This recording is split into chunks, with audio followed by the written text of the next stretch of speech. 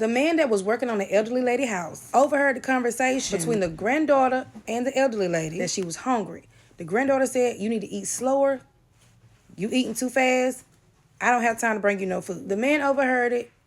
He called in from his job that day and took the rest of the day out. Now, I don't know what this man do in his house and what he fix on. He never said what he do. He took the money that he was going to buy his daughter a computer with, because she's now homeschooled, and they went to feed the lady. While him and his daughter was there, they found out it was a grandson. He talked to the grandson. Grandson said the daughter had money from the grandmother. She's supposed to be feeding her. He lives in another state, and he'll be there in 2 days to pick grandma up. Grandma says she's going to go with grandson. Now, y'all, I don't know these folks. I'm just telling y'all what's going on with the story. I don't know what's true. I don't know what's not true. So don't come at me for all the answers. I will tag the man on TikTok in the comments so y'all can go see for yourself.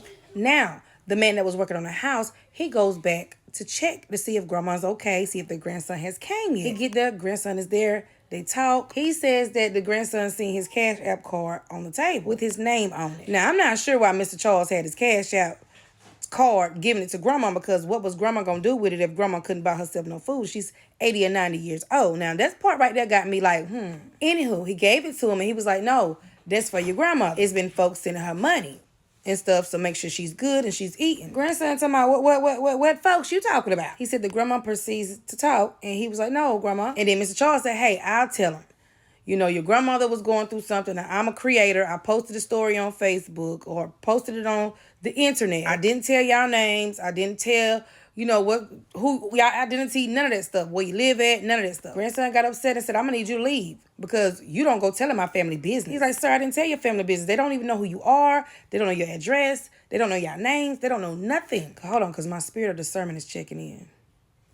Okay. Now, Mr. Charles said he went home, and 3 hours later, he get a phone call or email saying, "Hey, you're suspended to further due notice our investigation." Mr. Charles said he was thinking that they was like, "Okay, maybe you gave that information out, but we're going to check and see if you did." Now yesterday, because I was sick, my pookies want to know what's going on and why this employer got so much to say. I don't know. But Mr. Charles said he is now fired. He no longer have a job, and he had to provide for him and his daughter, which he said his rent man said he's going to work with him as much as he can. But he now has a GoFundMe on his page.